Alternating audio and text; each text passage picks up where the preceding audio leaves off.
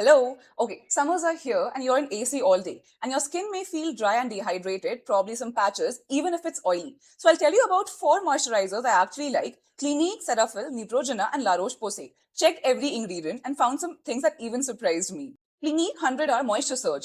This is something I've recommended to so many of my friends. Now, the 100-hour claim is just stupid. No one would not wash their face for 4 days. But the formula is really good. It has a lot of things for hydration: humectants, film formers, ferment-derived actives, allopolysaccharides, and trehalose. Feels extremely light on the skin. Great for oily combination skin that feels dehydrated. Not enough moisture for dry skin though. Has no added fragrance but has added dyes. Cetaphil moisturizing cream. You know when you're in AC for longer times and you develop this strange dryness around your mouth or your nose, that actually means a damaged skin barrier, and this moisturizer can really help with that. This formula is old school, no fancy actives, no ferments, but it does one job really well: protect your skin. It has a lot of occlusives and emollients stacked together, great for dry or compromised skin, not really a good choice for oily or combination skin.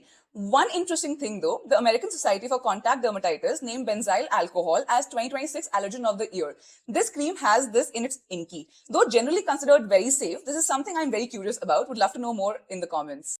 Neutrogena Hydro Boost Hyaluronic Acid Water Gel. You know how some products feel like you're drinking water for your skin? This is that. The formula has 15 humectant ingredients. Also has something interesting. It has NMF, Natural Moisturizing Factor, a collection of water-soluble humectants like amino acids, lactic acid, and urea, naturally present in the skin's uppermost layer to attract moisture, maintain hydration, and support the barrier function. It's great for oily combination or normal skin, lightweight and no heaviness, real hydration, not enough occlusion for dry or compromised skin, similar limitation to the Clinique one that we just discussed in the previous reel.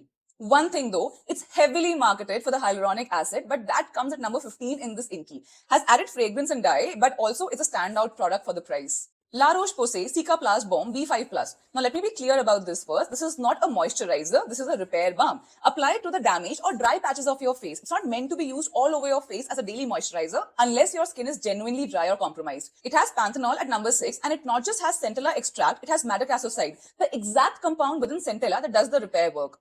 Has an interesting prebiotic probiotic microbiome system. Prebiotics feed the good bacteria that's already there on your skin. Probiotics introduce the new beneficial ones. Together, they help restore the microbiome balance that gets disrupted when your barrier is damaged. I have not come across any cream that has a similar tech. Let me know if you know of some.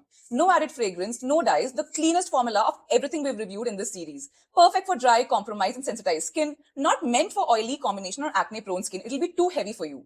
I hope this helped. Share this with someone who's struggling to find the perfect summer moisturizer for their skin. Bye.